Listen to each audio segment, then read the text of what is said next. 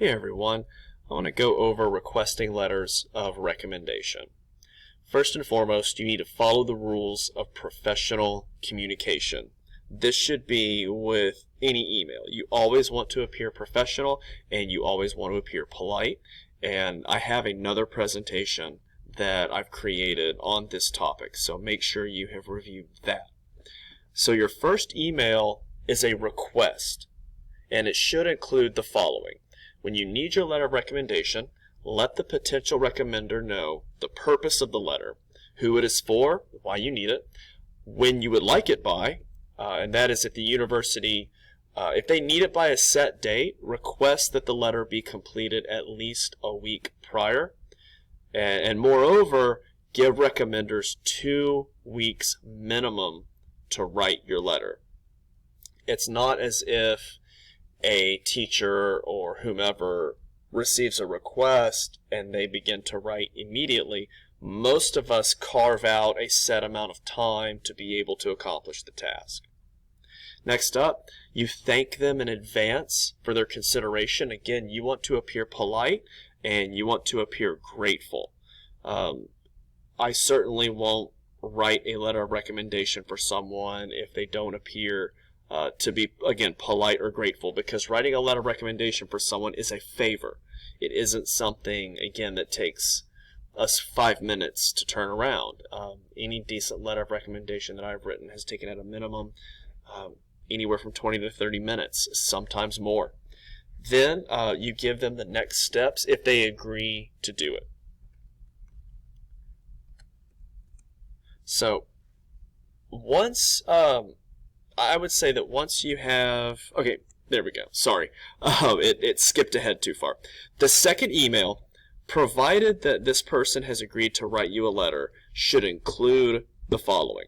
All right, the information they need to write a letter, namely, that's the link to your folder with your resume, personal statement, and writing sample, a brief explanation of the contents of the folder, and then if applicable, a link to where they need to send the letter or instructions on what to do next.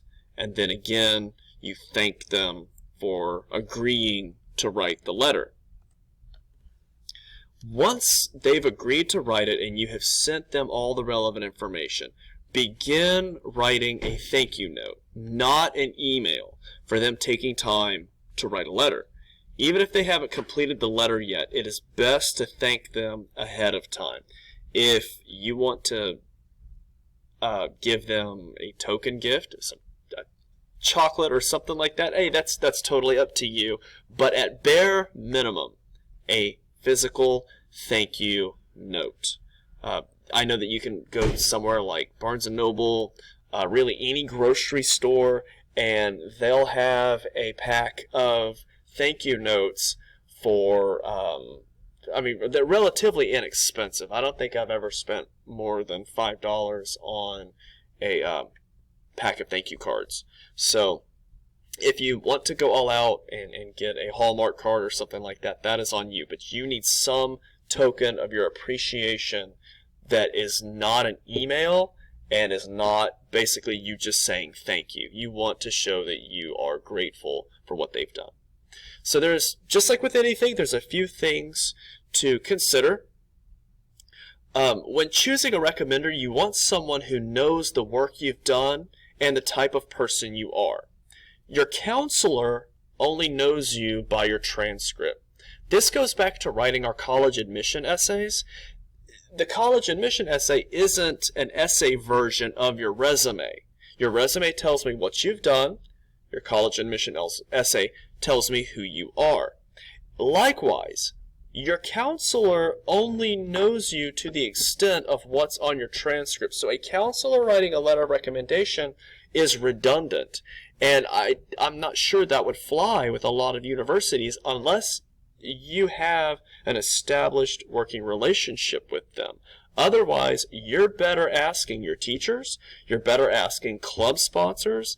If you've done any sort of work with a community organization or in your community, seek out those people. But people that you have worked with and know you as a person.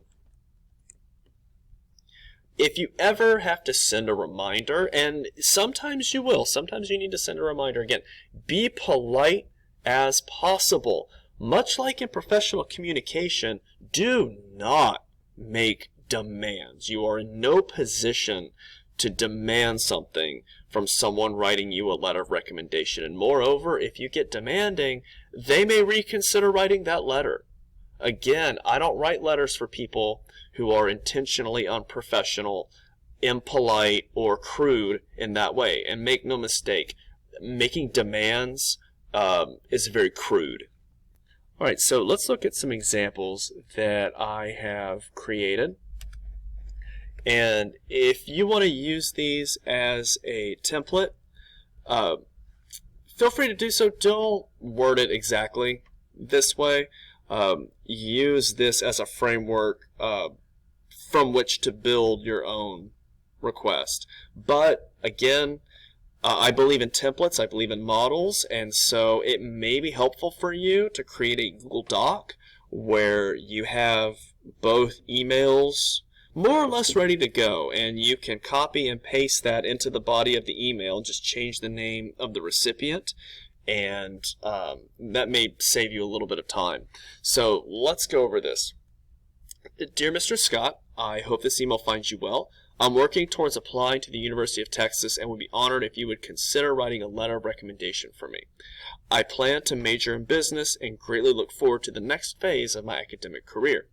The university requires I have my paperwork completed by November 30th, but if possible, would like to have everything turned in by the 23rd. If you agree, I will send you a folder with my resume and other relevant documents.